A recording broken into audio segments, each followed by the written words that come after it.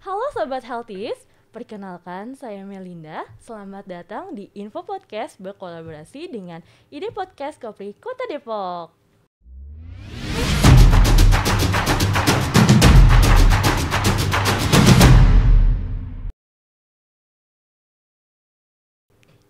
Sobat Healthies, kita akan membahas tentang bulan imunisasi anak nasional atau BIAN dengan pakar kita yang telah hadir, yaitu Dr. Sisadono Fauzi Adi Prabowo, spesialis anak dari RSUI. Selamat siang, Dok.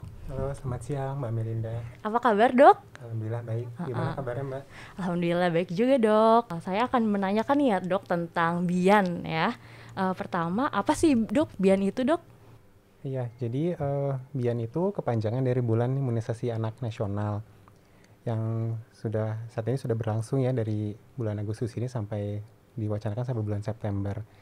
Ya, jadi BIAN itu awalnya dibuat kenapa ya, karena ada beberapa ya laporan dari Kemenkes ya bahwa cakupan imunisasi kita turun dibandingkan beberapa tahun sebelumnya. Terutama kendalanya adalah pandemi COVID-19, sehingga banyak yang tidak imunisasi karena takut atau karena lain hal. Untuk sasaran anaknya nih, Dok, usia berapa aja sih saat BIAN ini, Dok? Iya, jadi program BIAN tadi terdiri dari 2 ya. Nah, ini mencakup berbeda usianya. Jadi yang program pertama adalah imunisasi tambahan, yang diberikan adalah vaksin terhadap campak atau measles atau campak Jerman atau rubella. Keduanya termasuk penyakit yang sangat menular, ya, yang disertai demam dengan ruam. Nah, untuk sasarannya adalah anak-anak yang tanpa melihat status imunisasi MR sebelumnya, yang berusia 9 bulan sampai 59 bulan. Untuk program yang kedua, untuk imunisasi kejar, dari usia 12 bulan sampai 59 bulan. Nah, untuk imunisasi kejar berbeda jenis vaksinnya. Yang diberikan adalah imunisasi DPT, hepatitis B, hemophilus influenza B, kemudian polio. Baik, Dok. Untuk manfaatnya nih, Dok, dari imunisasi kejar sendiri apa dan imunisasi yang campak rubella itu apa sih, Dok? Untuk manfaat tentunya banyak ya, tidak hanya terhadap individu anak itu sendiri, tetapi juga terhadap individu anak lain dan juga untuk orang dewasa.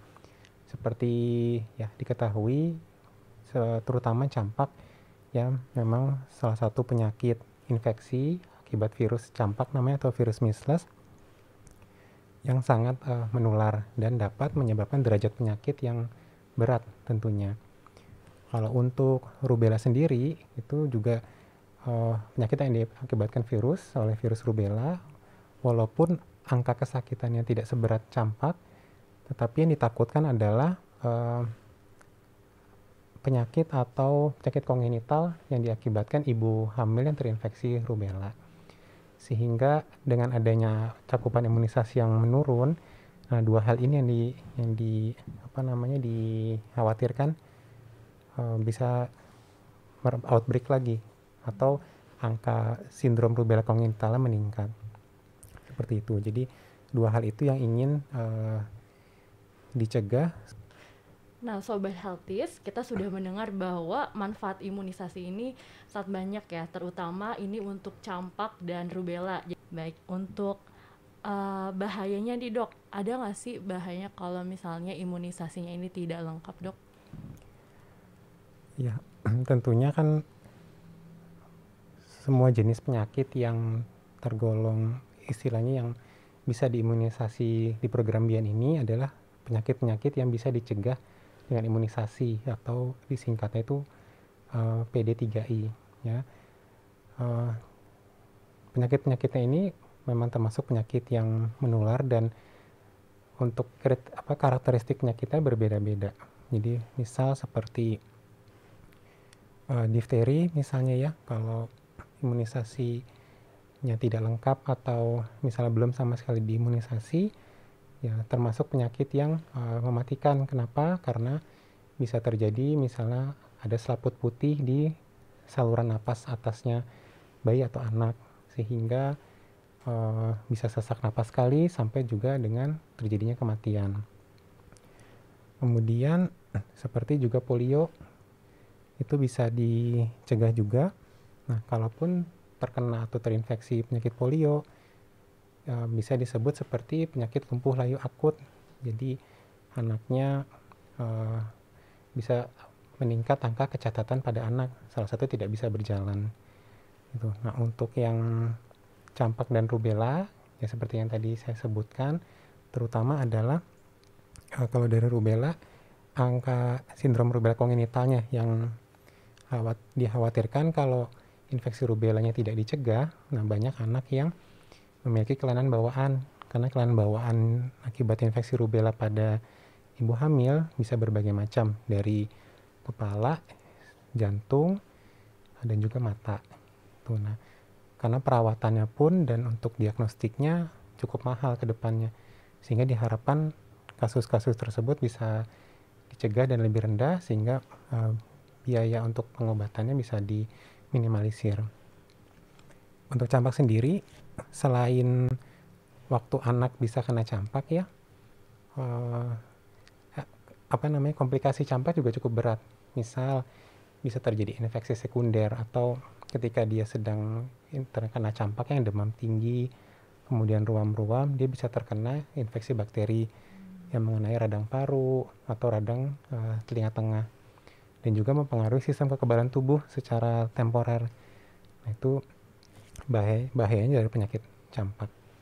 Itu sehingga imunisasi ini menjadi penting untuk mencegah individu anak tadi terkena penyakit tersebut, dan juga melindungi orang anak lain atau orang dewasa lain.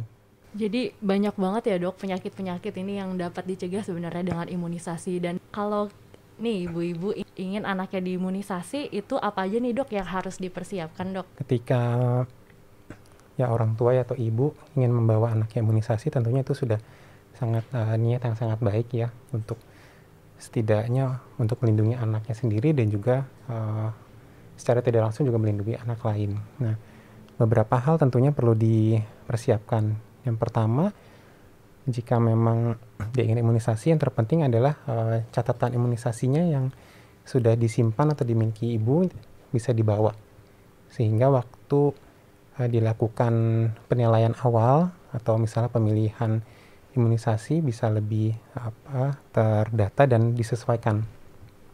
Misalnya jaraknya, atau kira-kira kalau berhubungan dengan bian ini, misalnya imunisasi kejar apa yang bisa diberikan dan ditargetkan.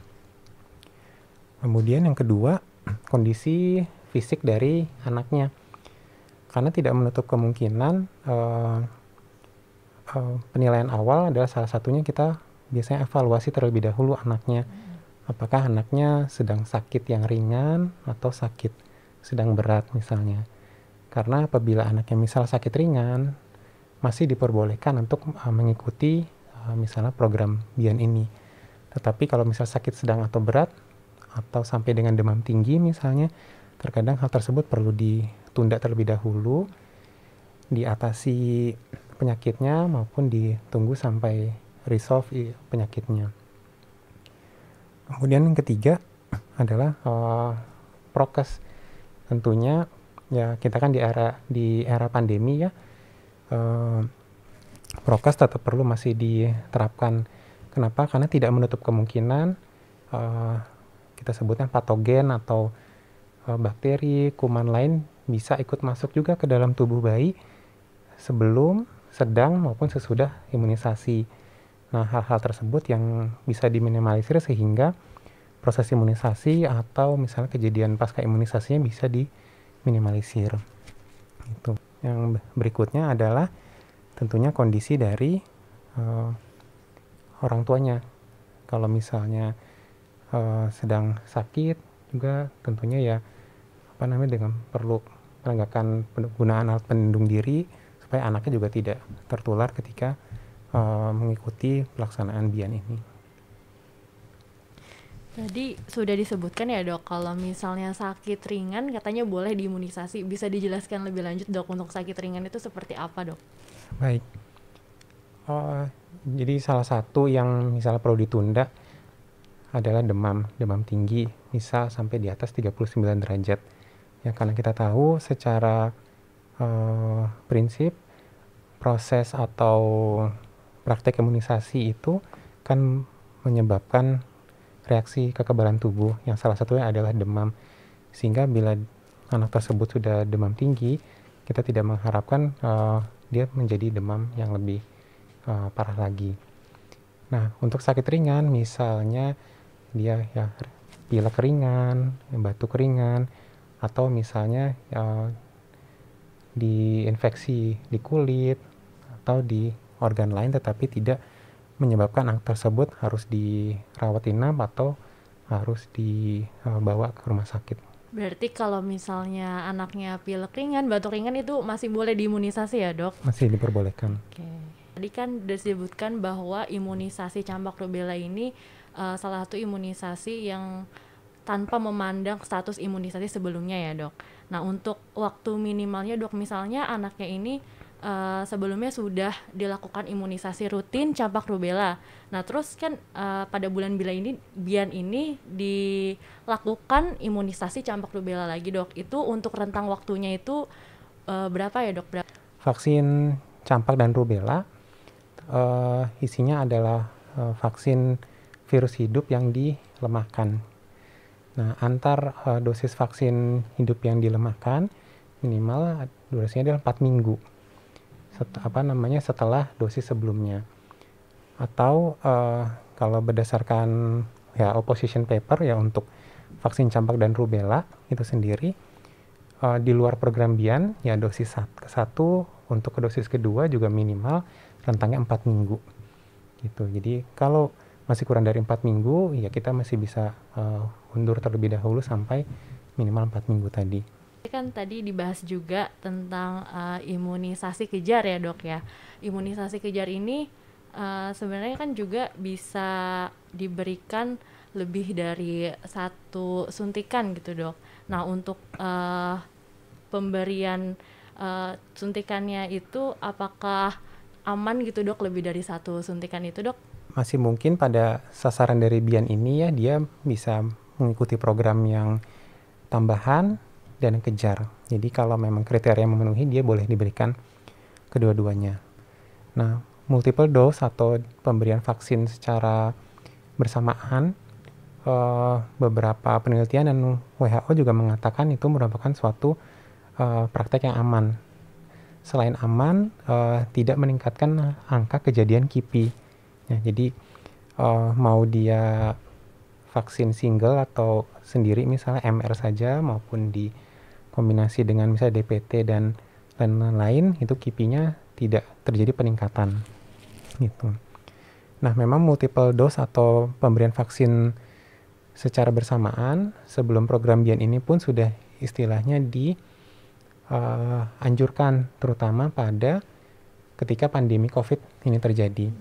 Ada ketakutan orang tua untuk membawa anaknya ke rumah sakit tentunya sehingga pemberian multiple dose ini lebih nyaman untuk orang tua, lebih cost efektif, kemudian waktu kunjungan bisa lebih berkurang. Jadi mungkin bisa kunjungan waktu ke rumah sakitnya bisa lebih sedikit.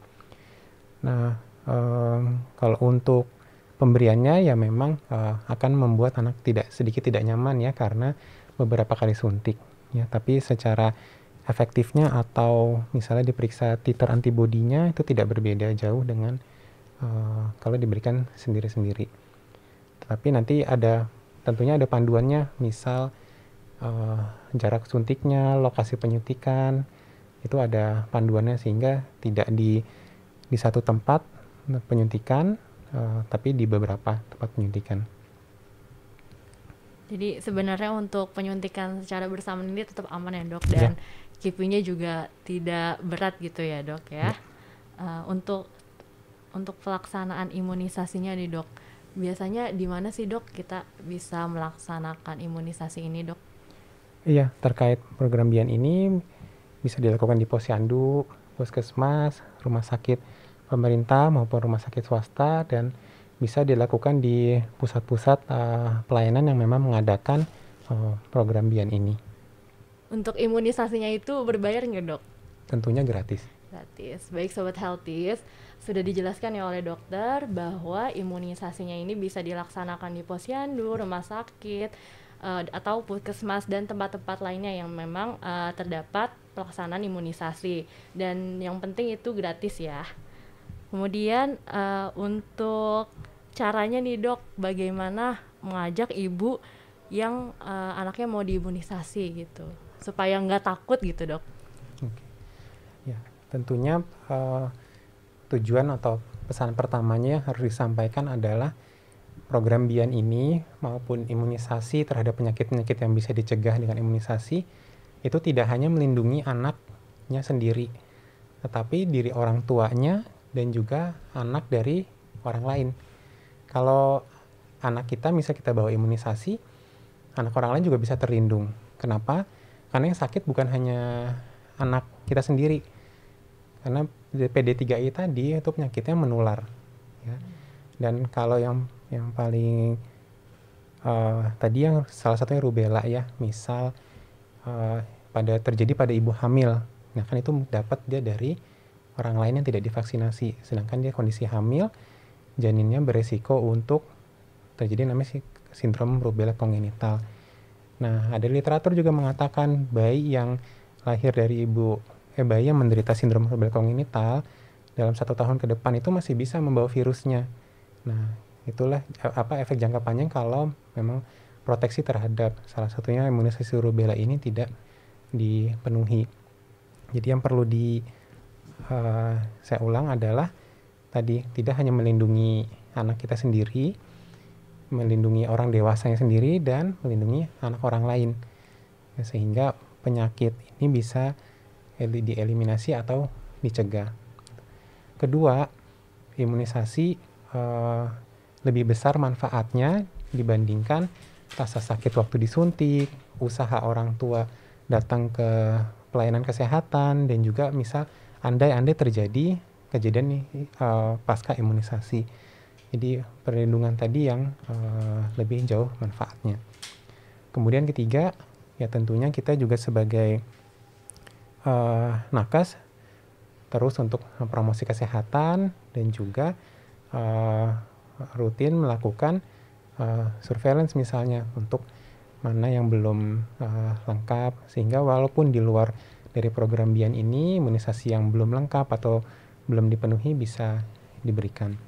Keempat ya salah satunya seperti agenda kita sore hari ini, sehingga informasi terkait keamanan imunisasi dan program BIAN ini bisa didengar maupun disaksikan oleh orang tua. Baik Sobat Healthies, kita setelah mendengar ya manfaat imunisasi, kemudian pelaksanaannya di mana, dan bagaimana ya cara mengajak para ibu untuk anaknya agar mau diimunisasi. Terima kasih dokter atas pembincangannya hari ini. Iya, sama-sama. Oke Sobat Healthies, demikian podcast kali ini. Dan bagi ibu-ibu jangan lupa membawa anaknya ke posyandu, puskesmas, dan fasilitas kesehatan terdekat untuk diimunisasi. Karena imunisasi aman, banyak manfaat, dan gratis. Sebelum kita tutup, kita jargon dulu ya dok? Ya, oke. Ayo. Info Podcast, sehat bersama pasti bisa. Sampai jumpa di Info Podcast selanjutnya. Dadah!